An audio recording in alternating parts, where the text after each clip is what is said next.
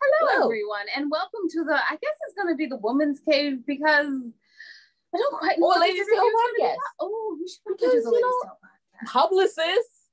That's true. Right. Publicist. I know. Oh my goodness. And yes, there is a publicist in the TV. In the show. Yeah. Well, come on, man. I thought you had this all figured out. I mean, no. Women or whatever, I'm for the BBC. I'm messing it up. You're supposed to be politically correct? At some point, I'm going to get there. Yeah, no. At some point. It takes so long. It does, though. I write about and it, it's just me. It's just true. And it's the only good thing about having, like, your best friend, right? You're just, like, you call them, and they look at you like, okay, I'm going to go with it. I'm Jade. And I'm Alona, and I'm half asleep. You're half asleep? Half. That's why my eyes are like hanging low. Oh, that is so fabulous. I might be able to ask some real questions. Oh, no, I'm waking up. I'm waking up right now. No. All right, anyway. I'm in the game. We want some literary life guides with pod poetry, aka our books. And oh, crap. I love it. Yeah, and I thought divorce was bad. You want to and I thought it'd be good. Well, no. Can I just finish saying it? Like, could I just get through one time? Go. And if only I me. Soon will be available on Audible, but the other two are available on Audible. And let's go with, and I thought I did my journey alone because it's one of my favorite books. So sure, why not? Okay, you can check out all of that on Amazon.com, or you can go to our website, www.andwethought.com. Or if you abbreviated section, yes, I'm jumping in. You can go to www.andithoughtlazy.com.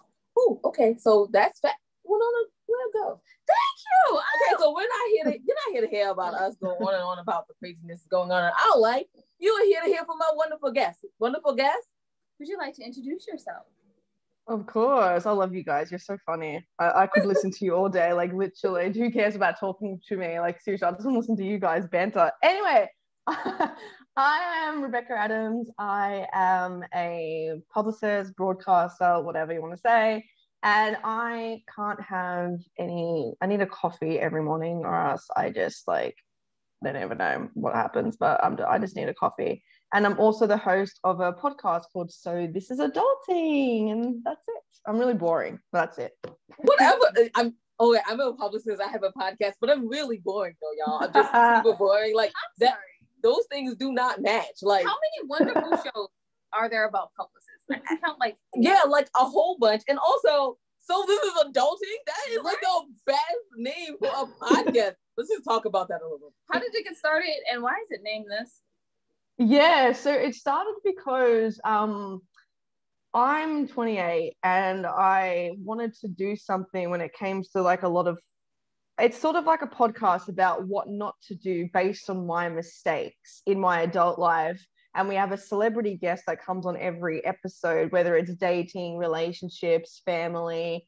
And then we just talk, I have a little antidote that I say at the beginning of every episode. And then we just talk about that topic in a lighthearted, fun way, So we've had Audrey Hepburn's granddaughter come on the family episode and that type of thing. So yeah, so just basically I make a lot of mistakes, but I like to laugh about them. So I thought, why not?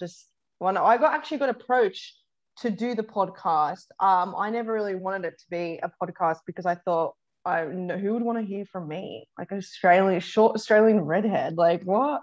But yeah, it just worked out, I guess. Okay, so you said that you were boring, right? Mm-hmm. And then she has the So This Is Adulting podcast. And then she's like, and then we have celebrity guests. Like, how those things do not meet with boring. Like, those things do not meet. I'm sorry. I just had to say it. And I'm sure it too. So I feel it.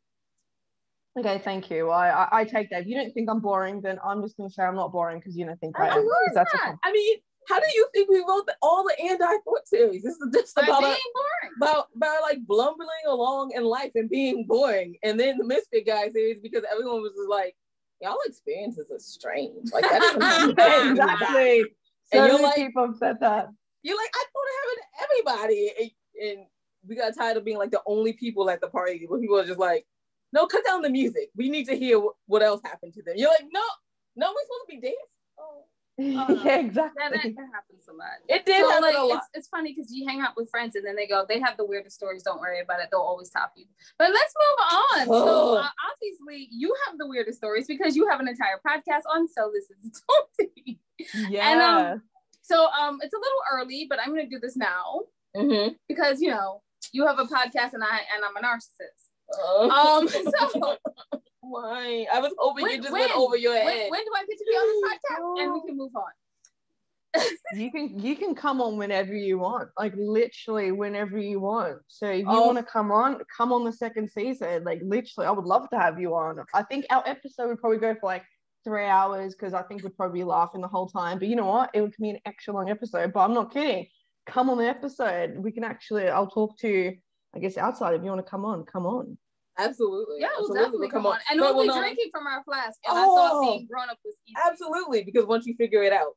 Yeah, it's sort of like a mix between this is what people have said to me. My podcast is it's a lifetime version of Bridget Jones' Diaries meets Sex in the City, because it's real life. All these stories are real that's happened to me, and so that's what people have said. It's like, this is like Bridget Jones' Diary and Sex in the City, like meet like real life. I'm like, oh yeah, so that's it. So yeah, bring on the flask. Absolutely, I love it. I almost want to go pick it up and show it. No. Because I look so darn cute in this angle right here. Moving on, I have a question. You do. Wow. I was hoping she was going to be asleep this episode. Apparently not. You told me to wake up. I didn't say wake up. I said, please stay asleep. I said that. So I can ask questions. No, that is the signal to wake up. Anyway, moving on. Miss Adams. Oh my goodness, that feels so weird to say. Well, Nona, just do the question. What is the duties of a publicist? So basically it's my job to there's different terms of publicists. Like there's publicists that try to get celebrities out of the public eye, and there's publicists that try to promote people. So what I do, I get like influencers that say that want to be in the public eye, and I make them interesting enough, so then it's my job to make them whatever they're going on. So with coronavirus, for example, I was working with a client who is a popular parenting blogger, and I was getting her on interviews for like the schools reopening, things like that. So it's pretty much finding angles, and because I'm a producer, I'm always having a creative mind, so I love putting angles, and that it's work because I love enhancing people in a good way, obviously, because our industry can be a bit like malicious, but I like to do things in a good way. I approach journalists in a very polite way because I know they're going through stuff. I hate publicists who just go straight to journalists like, hey, promote our client. I'm not like that. I'm just like, hey, how are you? What are you doing? You can promote our would you like to have a chat to my client if you want? If not, whatever. But that's why journalists have really warmed up to me. Well, some I assume have warmed up to me because we get some press, and that actually, which without sounding cheesy, people getting press and they're happy, that's actually what gets me going as a publicist. Seeing people, like when I booked one of our fitness clients on the front cover of a fitness magazine, I was like, that was so cool because he really wanted that. So yeah, I hope that answers your question. Sort of like promoting. Yeah, no, it really did. It leads me to a whole nother question. Well, actually, I have one. But Jade has a question, so I'm going to go back to sleep. Thank you for going back to sleep. Maybe we'll have some more like from our guests. So you were a producer. What kind of producer were you? Yeah, so in Australia, I live in London now, but in Australia, I was a radio producer and I was a TV producer. And then when I moved to London in 2018, I did some radio producing. So I've always been interested in creating content. I love creating content. And it wasn't when I was working at the radio station in London when clients were coming to me, like these celebrities, like, would you ever consider doing publicity? I'm like, no way. I want to be really bad at it. And then I was like, fine, I'll give it a go. And I gave it a go and I really liked it. So now I'm creating my own content. That's why I did the podcast. So because it's creating my own content. I do still do some radio work, but not as often. The publicity is like, I guess, my full-time job, as well as the podcast, obviously. So I'm going to ask the question that a lot of people are going to want to know, especially the authors of the world. Mm-hmm. What can they do to get more publicity? Because as a lot of people will tell you, oh yeah, authors are boring. We don't want to hear from them. But what can an author do to get themselves more publicity? Just like 2 or 3 things. Well, I don't think authors are boring at all. Whoever thinks authors are boring, I think that they've written a whole book. Like, that is the most interesting thing in the whole entire world. And so what I would do as a publicist, I would ask them a series of questions. Why did you decide to do the book? And then I would use that angle into an angle that's happening in this world at the moment. So for example, let's say it was about, I don't know, like plastic surgery, let's say, and then I would just use that angle, and either I'll think, oh, Demi Moore just made headlines, I'll see if he wants them, or he or she would want to talk about that angle. And so I'll just have a series of chats why I want to do it, and then get him maybe into reviews, because when you release a book, you would obviously want to be in the top 10 book or whatever. And then, yeah, just try to get him as many interviews as possible, just to get the name and the book out there, and the genre. So I guess it all depends on the genre, the person, but just try my hardest to get that person's book out there, like interviews, radio, television, magazines that talk about books. I'm really good at like stalking. I just Google like these type of books and who's writing about them, and I read outreach to the journalists. That's fabulous. And so for all our authors out there, I'm going to have to tell you, yeah, you're gonna have to go on the radio. You're gonna have to talk a little bit. Maybe on some podcast. Can I point out right here? And yes. when you do that, yes, because I'm a narcissist, I'm gonna put me in here. Of course you are, Winona, because you know it was like a whole 3 minutes without. I know my lips. I was missing washing my own lips. Oh my goodness, I cannot. No, but we got interviewed a lot, and one of the things that people say is that don't be boring. Yes. So bring that energy, even if you have to practice it, bring that energy, because your publicist, like Rebecca, can do a wonderful job of getting you on shows. But if you sit there and you're talking ahead and you sound like this, and all you say is, like, I wrote a book and I want to sell my book, well then she can't really do her job. Now, question for Rebecca: what 3 tips? Well, I would just say, but just on that topic. But then as a publicist, I think it is up to us to then go to the journalist and then all the interviewer to be like, hey, my client is not very talkative. Can you please just ask questions along there, just to give them the heads up? Because not everyone has to be loud like me. You know what I mean? I've worked with so many quiet people, and I don't want to be like, you have to be loud, be yourself. However, I do agree. Don't just do, as an author, if you're an author, you don't have to be like doing cartwheels in the interview, but maybe don't do one-word answers. But it's up to us publicists to kind of like prep them before the interview, especially if they're shy. Like, don't do one-word answers. If you get a bit quiet, just think about it. It's up to us publicists to kind of like get them going before the interview. Sorry, go on. What were you going to say? No, I absolutely love it. We agree with you. I want to know, what can you do for media prep? Yes. Media prep.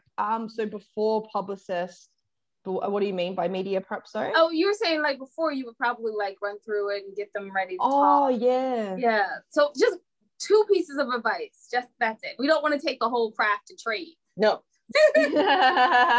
So what I would do, it depends on the personality. Like, there was a client that I was working with who didn't really like interviews.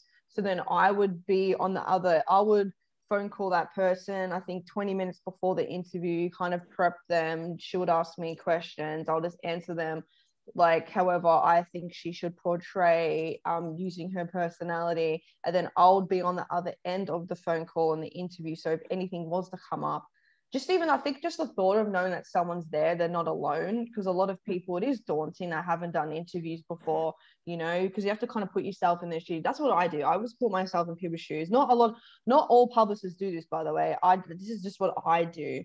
I probably do a bit too much as a publicist, but I'd rather do too much than too little, because I don't get the point, especially with some publicists are most likely getting, I think, paid like for a service. And I hate people that just like getting paid and not do anything, you know, like I don't know, I just like to help people. So I would be, as me, not all publicists do this, I'll just be on the other line on the phone, I'll prep them beforehand.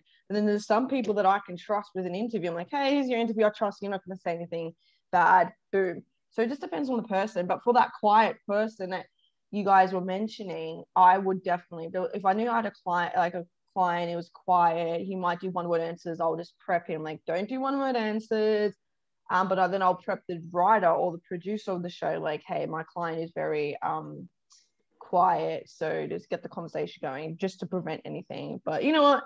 Even if it is a one-word answer, who cares? It's just an interview at the end of the day, I guess. It's not brain surgery.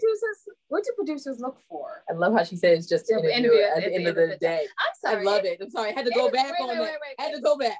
Jake, you know, like I feel like I'm like, no, it's not just an interview. It's my whole entire self-esteem. No, I'm joking. Oh my goodness. Well, no, I can't with you today. You got too much sleep, I think. No, it's because I'm sleepy. That's the problem. It's like overtired. Yeah, so how do you make yourself the perfect interview? Like, I'm sorry, I said that wrong. That was the wrong question. Yep, you sure did. Yeah. No, I get what you mean. Like, how do you go down? Yeah, how do you, as the talent, be, I guess, interested? How do you get interested producers, basically? Yeah, so what I look for when I was booking guests and stuff, A, are you nice to speak to? B, is it going to be interesting for our viewers? So you just pop those two together, and it's not just about how you are. Well, this is for me. It's not really just about how you are on air. It's about how you are off air. Because why would I want to work with a team that I know is difficult to work with? So that's what I do as a producer. Unless you're Kim Kardashian, it's like an actually interesting story, then I'm like, okay, I'll suck up that she's a little bit rude off air. I'm not saying she is, if I've never met her. But it's sort of just like that. But it doesn't really matter if someone to me is quiet, loud, quirky. It doesn't really bother me with the personality, because again, I think it's up to the producer to make it interesting. It's not really, I feel like we shouldn't put it all on the talent. But I think like if you have a story, then approach the producers about it. You know, we're always looking for different angles, you know. Always give it a go. It doesn't matter. Don't ever think that your story is not big enough, because it most likely is. And if it's not for that person, just go to someone else, you know. Like, don't put so much pressure on yourself. You don't have to be loud to get an interview, because actually it's probably the most quiet people have the most interesting interviews, actually. Oh yeah, well, so I guess we need to be more quiet. I know we're gonna get there. Be yourself. Don't be quiet. One day we're gonna do that. I was like, we started off like I listened to like one of our really early interviews. I was like, we were so quiet and concise, yes. And it was like smooth like clockwork. Now we like, let me tell you a story. Let me tell you about. And then this one time. And then let me tell you what happened after that. And then okay, now I'm finished. What was the question? What was? We forgot the question. So where can people find out more about you and your podcast, and like maybe if they want to book you as an PR agent? Yeah, so I guess people can just find me on Instagram. So the podcast is So This Is Adulting Pod. Because I'm assuming I don't even know why someone would call it Instagram So This Adulting, but anyway, so it's So This Is Adulting Pod. So they want to check it out. We're on Apple, Spotify, and Google Podcasts. Or you can just Google it, like So This Is Adulting Podcast, and my head will pop up. And if you want to, I guess, interested in me working with you as a publicist, I guess you can just find me on Twitter or Instagram, which my Instagram is Rebecca Adams Oz. Again, there was another Rebecca Adams apparently. And Twitter, I think, is Beck Adams. Fabulous. It, really. Thank you so much for coming on the show. It was really fun. And I love your red lipstick. It is amazing. Right? Thank you. I love your lipstick. I've been looking at it. It's amazing. What color is that? It's like blue. Purple. I love it. It's awesome.